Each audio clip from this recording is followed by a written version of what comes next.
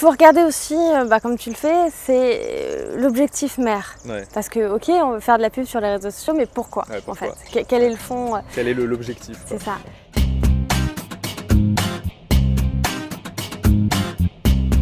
Très bien utiliser donc un réseau social, sauf qu'en fait on ne s'attend pas du tout à voir ça.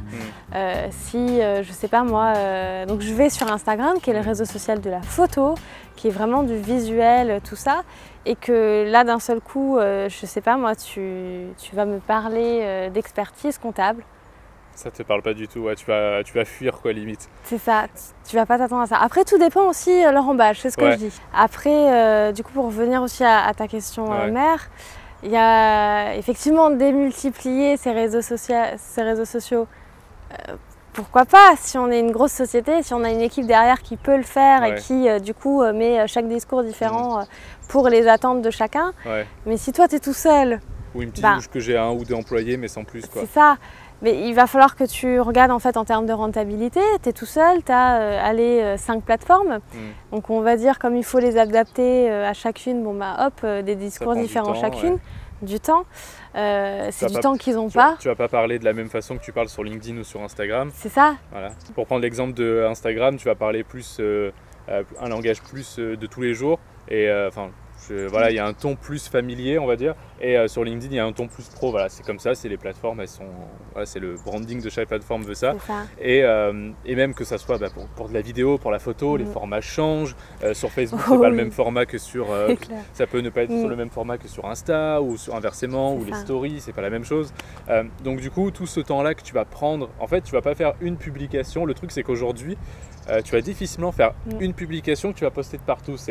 Tu vas avoir une publication, imagine, là on est en train de faire notre vidéo. Ma vidéo, si je veux la poster sur Facebook, je vais la mettre en format carré. Si je veux la poster sur Insta, je vais la mettre en format rectangle en story. Si je veux la poster sur YouTube, je vais la mettre en 16/9, etc. etc.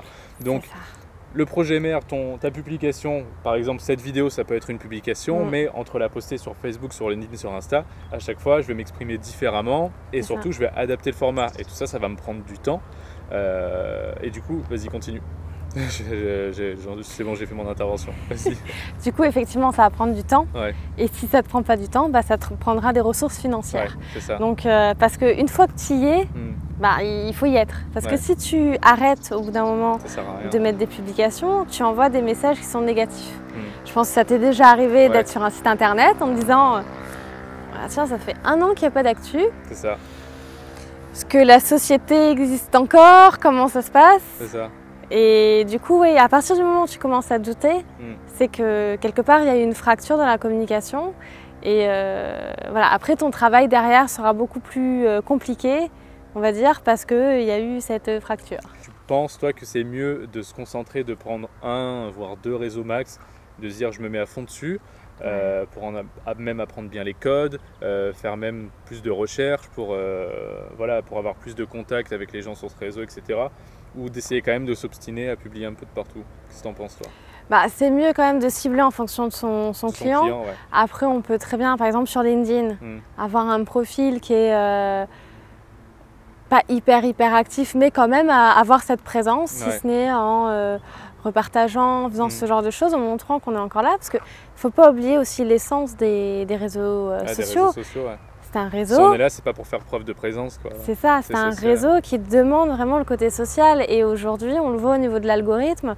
Quand on est sur une page, ok, c'est bien de publier, mais il faut répondre aux gens. En fait. Il y a un exemple que je donne de temps en temps, c'est une personne qui rentre dans la boutique. Bonjour, on va lui répondre. Bonjour.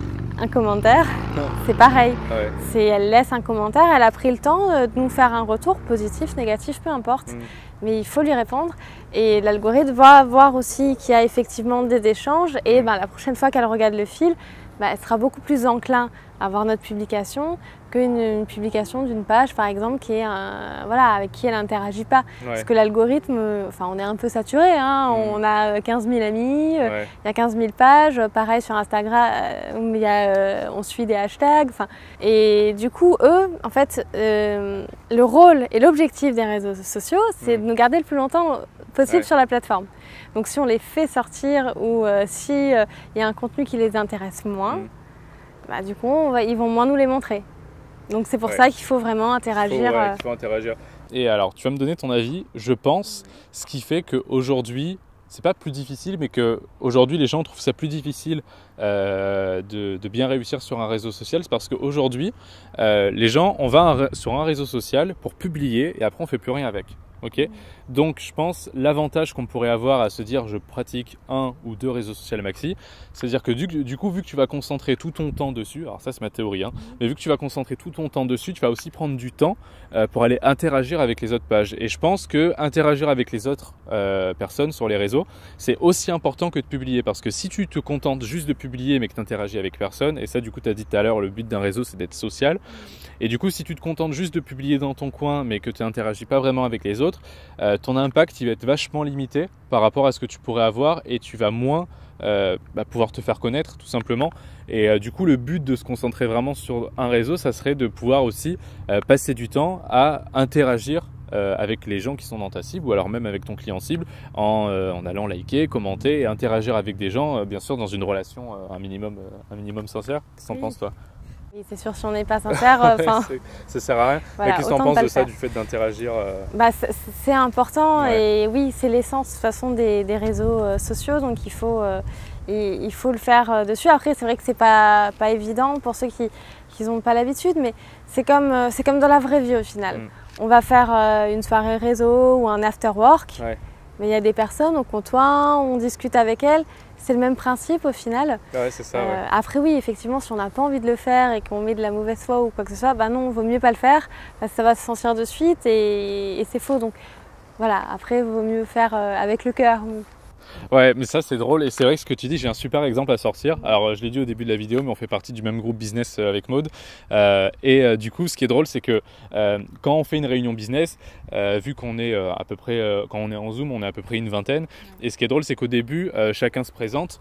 Donc vu que chacun se présente, on pourrait comparer ça au réseau comme le fait de publier. Donc en gros, au début de la réunion, on publie, c'est-à-dire on se présente, on dit par exemple bonjour, je m'appelle Lucas, je fais de la stratégie communication vidéo, blablabla.